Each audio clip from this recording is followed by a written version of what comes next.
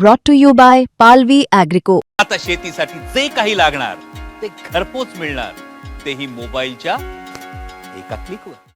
अखेर उद्धव ठाकरे आणि राज ठाकरे यांनी युतीची घोषणा केलेली आहे. मनसे आणि उद्धव ठाकरेंची शिवसेना आता महापालिका निवडणुकांसाठी सज्ज झालेली आहे. मात्र यात महत्त्वाचा प्रश्न असा आहे की एकंदरीत महाराष्ट्रातल्या महापालिकांमध्ये उद्धव ठाकरे आणि राज ठाकरेंची नेमकी ताकद किती आहे. 2017 मध्ये महापालिका निवडणुकांमध्ये राज ठाकरे आणि उद्धव ठाकरेंचे नक्की किती नगरसेवक निवडून आलेले होते. याचबरोबर नुकत्याच पार पडलेल्या नगरपालिका निवडणुकांमध्ये उद्धव ठाकरे आणि मनसेची नेमका कसा परफॉर्मन्स होता. याचबरोबर लोकसभा आणि विधानसभा निवडणुकीत कसा परफॉर्मन्स उद्धव ठाकरे आणि मनसेचा राहिलेला आहे. एकंदरीत संपूर्ण महाराष्ट्रात उद्धव ठाकरे गटाची आणि राज ठाकरेंची नेमकी ताकद किती आहे, या युतीचा खरोखर फायदा होणार का, या सगळ्या प्रश्नांची उत्तरं आपण जाणून घेणार आहोत आकडेवारीच्या माध्यमातून. नमस्कार, मी छाया आणि आपण पाहताय मुंबई तक. तर स्क्रीनवर दिसत असलेल्या या ग्राफिक्सच्या माध्यमातून आपण बघू शकतो की 2007 मध्ये, 2012 मध्ये आणि 2017 मध्ये शिवसेनेची नेमकी काय स्थिती होती. आपल्याला सगळ्यांनाच माहिती आहे की 2017 नंतर म्हणजेच काही वर्षांपूर्वी शिवसेना पक्षफूट झाली आणि त्यानंतर नगरसेवक जे आहेत ते डिव्हाइड झाले. मात्र त्याआधी झालेल्या निवडणुकांमध्ये, महापालिका निवडणुकांमध्ये नेमकी काय स्थिती शिवसेनेची राहिलेली आहे ते आपण या ग्राफिक्सच्या माध्यमातून पाहणार आहोत. 2007 मध्ये राज ठाकरे शिवसेनेतून बाहेर पडले, त्या दरम्यानची ही निवडणूक होती. या 2007च्या महापालिका निवडणुकामध्ये मुंबईत एकूण 84 नगरसेवक शिवसेनेचे निवडून आलेले होते. तर 2012 मध्ये हा आकडा कमी झालेला होता. 75 नगरसेवक शिवसेनेचे 2012 मध्ये निवडून आलेले होते. तर 2017 मध्ये पुन्हा 2012च्या तुलनेने या आकड्यात वाढ होऊन 84 नगरसेवक जे आहेत ते शिवसेनेचे निवडून आलेले होते. याचबरोबर ठाण्यात नेमकी काय स्थिती होती 2007 मध्ये. तर ठाण्यात 2007 मध्ये एकूण 48 नगरसेवक शिवसेनेचे निवडून आलेले होते. 2012 मध्ये एकूण 53 नगरसेवक शिवसेनेचे निवडून आलेले होते. तर 2017 मध्ये हा आकडा वाढून 67 इतका झालेला होता. इकडे आपण बघू शकतो 2007-2012 याच्या तुलनेने 2017 पर्यंत नगरसेवकांचा जो आकडा आहे शिवसेनेचा तो ठाण्यातून वाढलेला असल्याचं बघायला मिळतंय. कल्याण डोंबिवली महानगरपालिकेमध्ये नेमकी कशी स्थिती शिवसेनेची राहिली आहे. तर 2007 मध्ये एकूण 16 नगरसेवक कल्याण डोंबिवली महापालिकेतून शिवसेनेचे निवडून आलेले होते. तर 2012 मध्ये एकूण 31 इथपर्यंत हा आकडा गेलेला होता. 2017 मध्ये मात्र हा आकडा मोठ्या संख्येने वाढल्याचं बघायला मिळतंय. 2017 मध्ये एकूण 52 नगरसेवक कल्याण डोंबिवली महानगरपालिकेतून निवडून आलेले होते. आता पुढच्या ग्राफिक्सच्या माध्यमातून आपण बघणार आहोत की पुणे, जळगाव आणि नाशिक या महापालिकेमध्ये नक्की शिवसेनेचा परफॉर्मन्स कसा राहिलेला आहे. इथे आपण बघू शकतो नाशिकमध्ये 2007 मध्ये 26 नगरसेवक जे आहेत ते शिवसेनेचे निवडून आलेले होते. 2012 मध्ये हा आकडा कमी झालेला होता. 19 नगरसेवक फक्त शिवसेनेचे 2012 मध्ये निवडून आलेले होते. तर 2017 मध्ये हा आकडा वाढून 35 नगरसेवक शिवसेनेचे निवडून आल्याचं बघायला मिळतंय.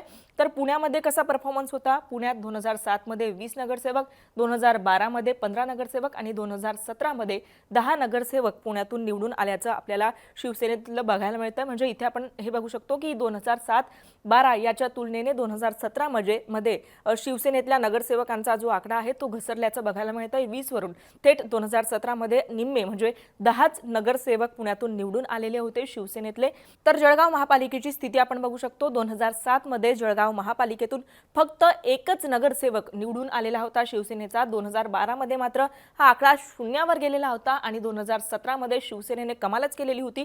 कारण इकडे आपण पाहिलं 2007 मध्ये फक्त एक नगरसेवक, 2012 मध्ये 0 नगरसेवक म्हणजे एकही नगरसेवक निवडून आलेला नसताना 2017 मध्ये 13 इतका आकडा नगरसेवकांचा जळगावातून शिवसेनेने पार केलेला होता. आता मनसेचा नक्की कसा परफॉर्मन्स राहिलेला आहे, मनसेची नेमकी काय स्थिती होती ते आपण पुढच्या ग्राफिक्समधून बघू शकतो. इकडे आपण बघू शकतो की मनसेची स्थापना झाल्यानंतरची ही 2007ची पहिली निवडणूक होती महापालिकेची.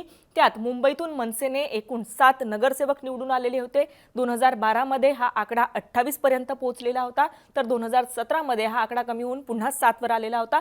आपण शिवसेनेची 2012ची स्थिती जर बघितली तर एकंदरीत संपूर्ण महाराष्ट्रात या महत्त्वाच्या ज्या महापालिका आहेत या महापालिकांमध्ये शिवसेनेचा जो परफॉर्मन्स आहे तो कमी झालेला होता. मात्र मनसेला इथे चांगला आकडा मिळाल्याचं बघायला मिळतंय. थेट 7 वरून 28 नगरसेवक 2012 मध्ये मनसेचे निवडून आलेले होते. ठाण्यामध्ये काय स्थिती होती तर 2007 मध्ये ठाण्यात मनसेचे 3 नगरसेवक निवडून आलेले होते. 2012 मध्ये हाच आकडा 7 वर गेलेला होता. आपण इकडे बघितलं की मुंबईत 28 2012 मध्ये मनसेचे नगरसेवक निवडून आलेले होते, तर ठाण्यामध्ये 7 निवडून आलेले होते. 17 मध्ये काय स्थिती होती तर 7 वरून थेट शून्यावर हा आकडा जो आहे तो पोहोचलेला होता. म्हणजे 2017 मध्ये मनसेचा एकही नगरसेवक महापालिकेत निवडून आलेला नव्हता.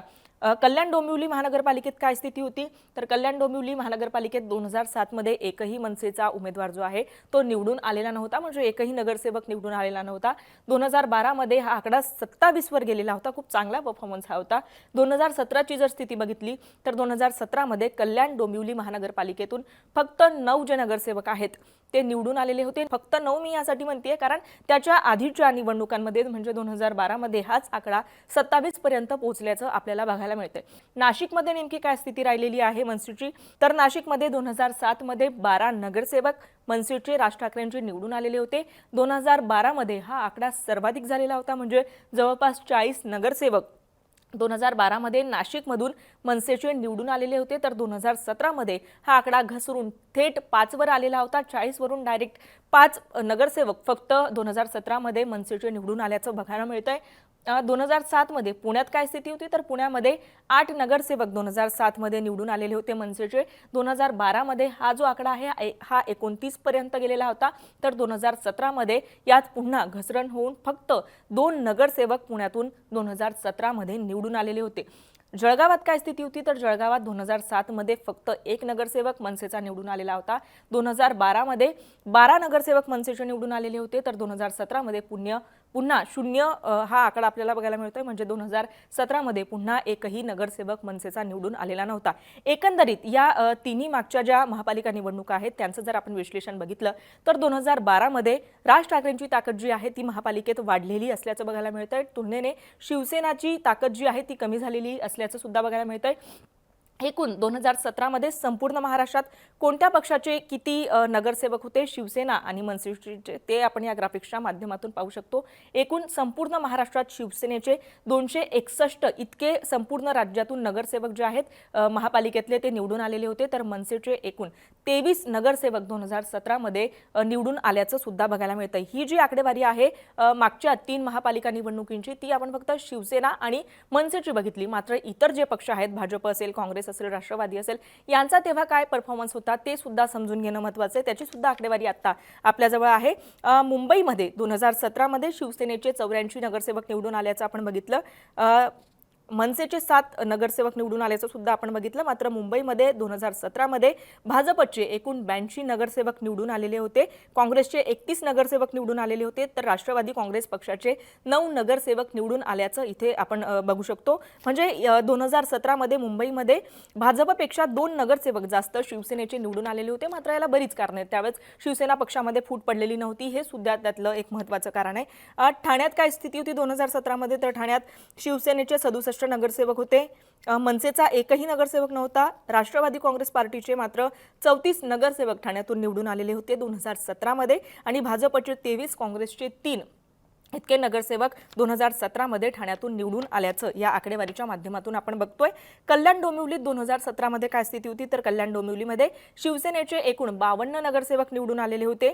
भाजपचे 42 इतके नगरसेवक निवडून आलेले होते. काँग्रेस आणि राष्ट्रवादी हे संयुक्त महापालिका लढले होते कल्याण डोंबिवलीची 2017 मध्ये. काँग्रेस आणि राष्ट्रवादीने 6 नगरसेवक जे आहेत ते त्यांचे निवडून आलेले होते आणि मनसेचे कल्याण डोंबिवलीत 2017 मध्ये एकूण 9 नगरसेवक जे आहेत ते निवडून आल्याचं या आकडेवारीच्या माध्यमातून आपण बघू शकतो. आता 2017 मध्ये नाशिकमध्ये इतर पक्षांची काय स्थिती होती तर नाशिकमध्ये शिवसेना 35 जागांवर पुढे होती. 35 जागांवर नगरसेवक त्यांचे निवडून आलेले होते. भाजपचा आकडा मात्र 2066 मधला नाशिकमधला फार मोठा आहे. जवळपास 66 नगरसेवक नाशिक महापालिकेतून भाजपचे निवडून आलेले होते. काँग्रेसचे 6, राष्ट्रवादी काँग्रेस पार्टीचे 6 आणि मनसेचे फक्त 5 नगरसेवक नाशिकमधून नाशिक महापालिकेतून निवडून आल्याचं 2017 मध्ये बघायला मिळतंय. पुण्यात 2017 इतर पक्षांची काय स्थिती होती तर 2017 मध्ये शिवसेनेचे 10, भाजपचे 97, काँग्रेसचे 9, राष्ट्रवादी काँग्रेस पार्टीचे 39 आणि मनसेचे 2 अशी स्थिती राहिली आहे. जळगावात 2017 मध्ये काय स्थिती होती तर शिवसेनेचे 15 नगरसेवक, भाजपचे 57 नगरसेवक आणि एमआयएमचे 3 नगरसेवक अशी स्थिती जळगाव जिल्ह्यातून जळगाव महापालिकेतून महापालिका निवडणुकांमध्ये 2017मध्ये असल्याचं बघायला मिळतंय. तर पुढच्या ग्राफिक्सच्या माध्यमातून आता आपण बघणार आहोत की नुकत्याच पार पडलेल्या नगरपालिका निवडणुकांमध्ये शिवसेना उद्धव ठाकरे गटाचा आणि राज ठाकरेंचा परफॉर्मन्स नक्की कसा राहिलेला आहे. इथे आपण बघू शकतो की संपूर्ण महाराष्ट्रातून नगरपालिका निवडणुकांमध्ये कोणाचे किती नगराध्यक्ष निवडून आलेले आहेत. इथे आपण बघू शकतो भाजपचे एकूण 129 इतके नगराध्यक्ष महाराष्ट्रातून निवडून आलेले आहेत. शिवसेनेचे 51, शिवसेना शिंदे गटाचे, राष्ट्रवादी अजित पवारांचे 35 नगराध्यक्ष, काँग्रेसचे 35 नगराध्यक्ष, उद्धव ठाकरे गटाचे 9 आणि एनसीपी एसपी म्हणजे शरद पवार गटाचे 7 नगराध्यक्ष निवडून आल्याचं आपल्याला या आकडेवारीच्या माध्यमातून बघायला मिळतंय. पुढच्या ग्राफिक्सच्या माध्यमातून बघूयात की नेमकी विधानसभा आणि लोकसभेत नेमकी काय स्थिती होती.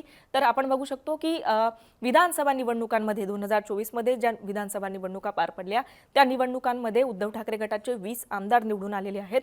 तर 9 खासदार जवळपास उद्धव ठाकरे गटाचे महाराष्ट्रात निवडून आल्याचं बघायला मिळतं. या तुलनेने मनसेची जर आपण स्थिती बघितली तर विधानसभा आणि लोकसभा निवडणुकांमध्ये मनसेचा म्हणजे राज ठाकरेंचा एकही उमेदवार निवडून न आल्याचं आपल्याला बघायला मिळतंय. तर अशा पद्धतीने या आकडेवारीच्या माध्यमातून मागच्या काही महापालिका निवडणुकांमध्ये याचबरोबर लोकसभा, विधानसभा आणि नगरपालिका निवडणुकांमध्ये राज ठाकरे आणि उद्धव ठाकरेंची ताकद नेमकी किती होती याचा आढावा या आकडेवारीच्या माध्यमातून आपण घेतलेला आहे. मात्र तुम्हाला काय वाटतं, या युतीचा खरंच फायदा होईल का?